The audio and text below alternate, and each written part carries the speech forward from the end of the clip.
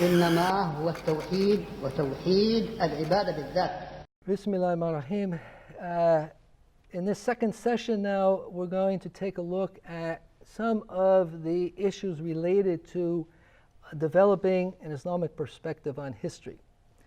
What I want to do here is just lay out in general terms what are we dealing with. Okay, what does it mean to have an Islamic perspective on history, and what's the opposite of that?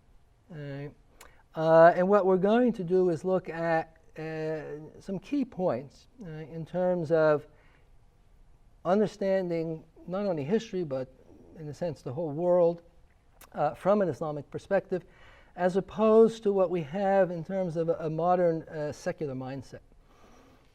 As we had mentioned in the first session to the introduction, the past 200 years has presented a major challenge to Muslims. Military challenge, political challenge, economic challenge, and for the most part, Muslims have suffered over these past 200 years. And one of the probably, from my perspective anyway, most damaging challenges that Muslims face is gaining a proper understanding of the intellectual trends. I mentioned briefly in the first session that very early on, by the second, third century of the Hijrah, the 8th and 9th centuries in the Common Era, Muslims had absorbed a great deal of ancient Greek philosophy. And this was a major challenge to the Muslims of that time.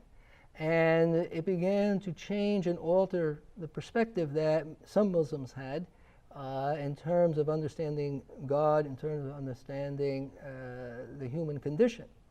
Alhamdulillah, the scholars, the ulama of Ahl Sunnah wal Jama'at respond to that challenge from Ahmad ibn Hanbal all the way through to Abu Hamid al-Ghazali up until a later period. Scholars like Ibn Taymiyyah and others dealt with this impact or this incursion of non-Islamic thinking, you might say un-Islamic thinking. Right? Now, when we look at the past 200 years, Muslims are faced with the same kind of intellectual challenge. Right? And this, of course, has to do with the overall rise of what we would generally refer to as modernity, modern perspective on the world. This, of course, comes out of European history, European intellectual history, in terms of what ideas began to emerge in the Renaissance, what we refer to then as the scientific revolution, and going all the way into the period of the Enlightenment, and then the ideas that developed in the 19th century and 20th century.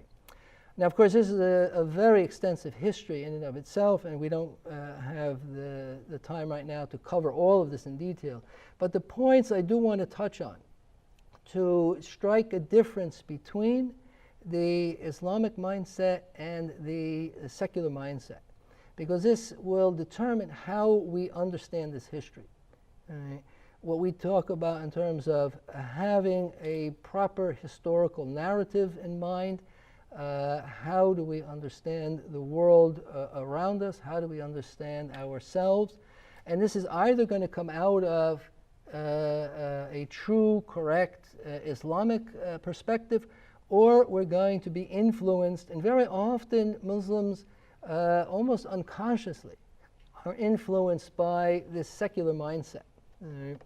So looking at some of these things in terms of all the modern, particularly social sciences, but it impacts the physical sciences in terms of physics, in terms of theory of evolution, all these issues that are part of the modern world. It goes into the areas of politics, into the areas of economics, how the world has developed, how the global system works, all of these issues. Right? And of course, these all are, to a certain extent, separate topics, but there's the general overall trend of what is expected, you might say, of how people are to think and understand the world in this modern context.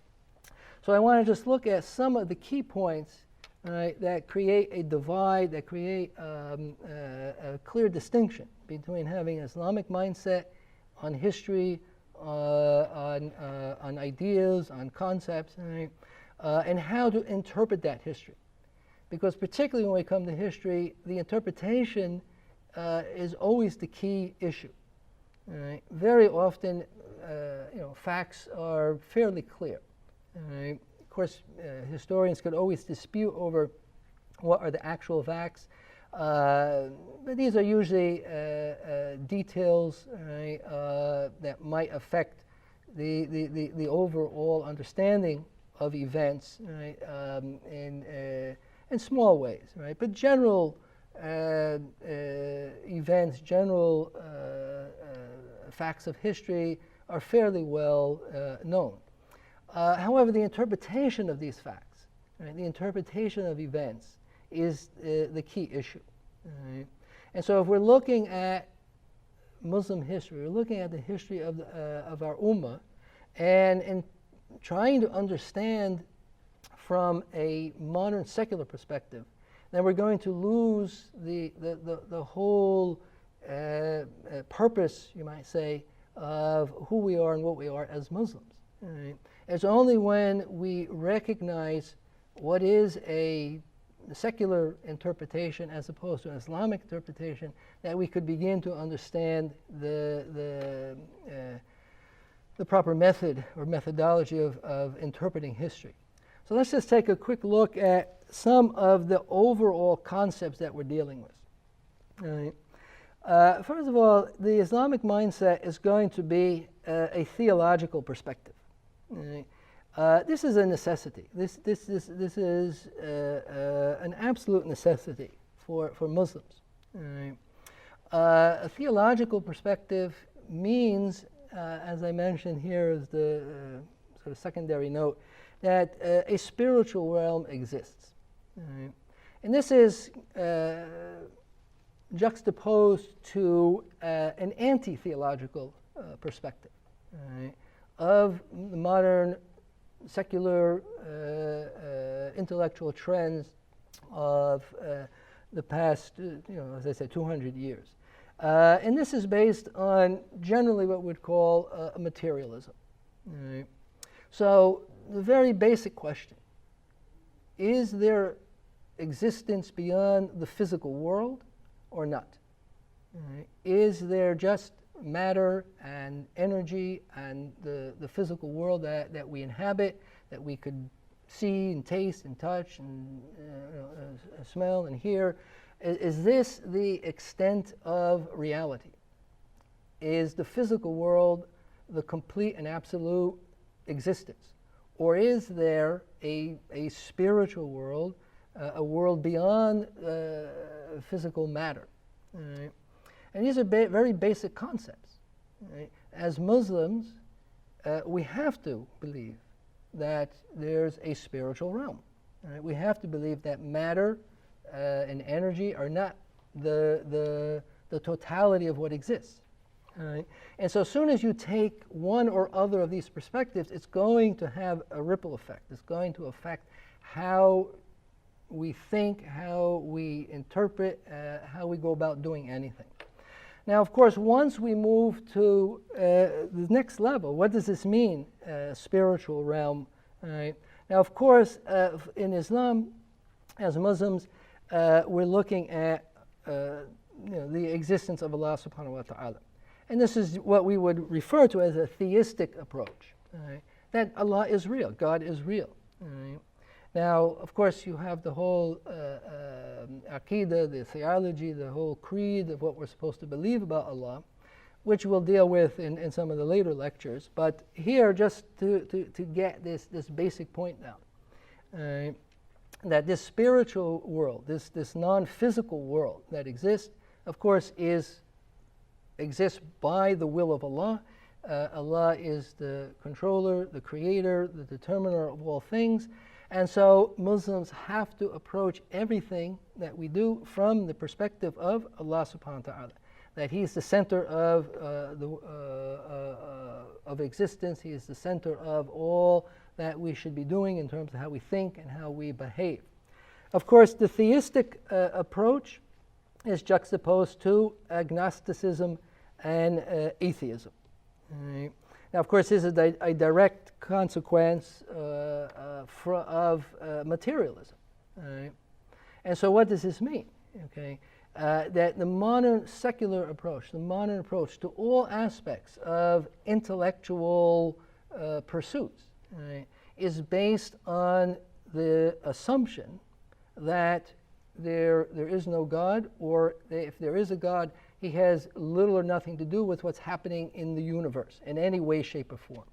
Of course, this gets played out more particularly, you might say, with the physical sciences in terms of, physics, astronomy, the Big Bang, where does the universe come from, how does the universe work, how do the laws of physics operate, all the way into things like the theory of evolution, human nature.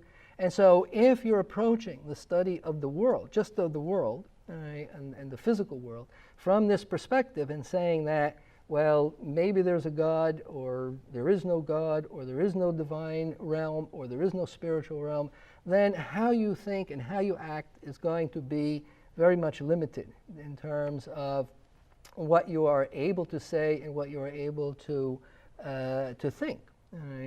That you're focused only on the physical realm, and you're ignoring the spiritual realm, you're ignoring the divine realm, you're ignoring the existence of God, you're ignoring Allah subhanahu wa ta'ala. So what's the next consequence of the theistic approach? In the Islamic mindset, we have to understand that creation and history have a purpose. And this is very important, particularly in the terms of history. Allah subhanahu wa ta'ala says repeatedly in the Quran that He created this world, He created us for a purpose. Bil haqq, it's in truth. It's not mere play, it's not mere amusement. So this purpose, of course, is tied into the whole notion of creation and end time, creation and resurrection judgment. That the universe, the world, the humanity, all is moving towards a goal, a determined goal, determined by Allah subhanahu wa ta'ala. And so there's, in this case, intrinsic meaning and purpose to the universe. This is juxtaposed to that basic idea that there is no intrinsic meaning. There is no intrinsic purpose to the universe.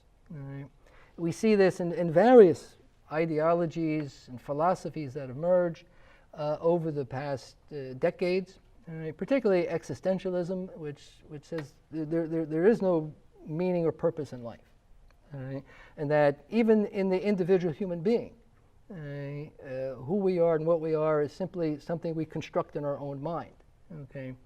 And this is diametrically opposed to an Islamic perspective, that who we are and what we are is essentially related to the notion of Allah subhanahu wa ta'ala and His creation, and that we are moving along the lines of a history that Allah subhanahu wa ta'ala is determining.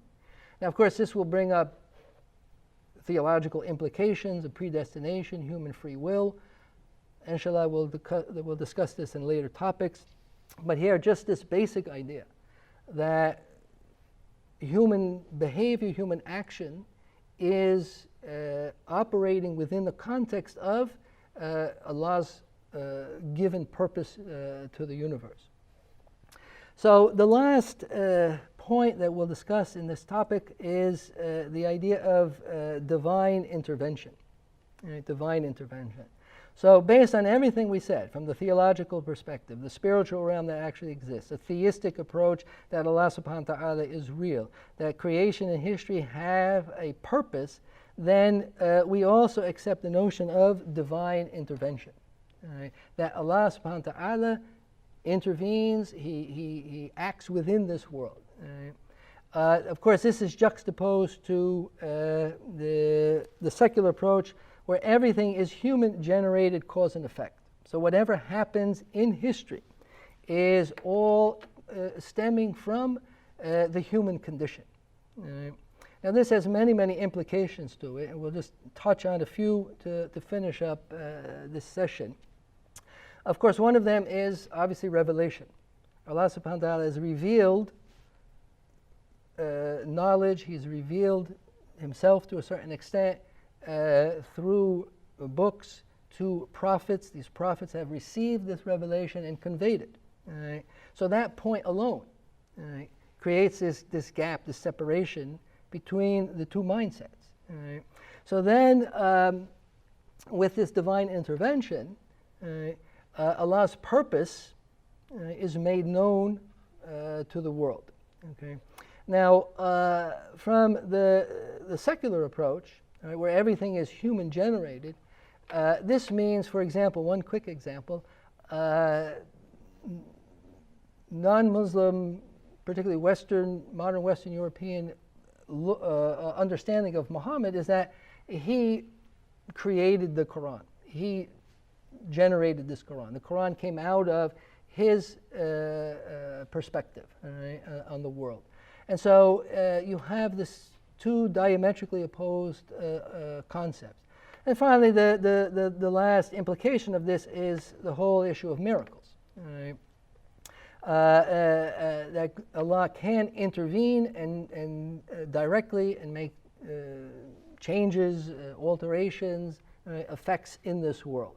And of course that's opposed to the whole notion of natural law or the laws of physics, which mean that there is no divine intervention and everything goes according to these laws of physics.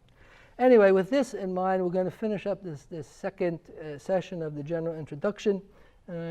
And just to emphasize that we will be looking at the history that we're presenting from this Islamic mindset, trying to develop this Islamic mindset to give Muslims this overall understanding of what has happened in the past and how we're supposed to think about this, as opposed to the modern secular mindset, which is affecting us in many, many ways. And often we don't even realize how a secular mindset has affected and altered the way we think about the world. So with this, I'm going to close out the session for the general introduction.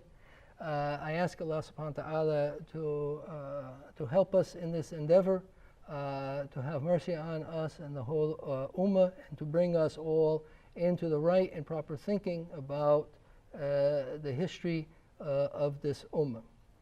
So I say, Alhamdulillah Rabbil Alameen, wa salatu wa salamu ala Sayyidina Muhammad wa ala alihi wa ashabihi ajma'in. Assalamu alaikum wa rahmatullahi wa barakatuh.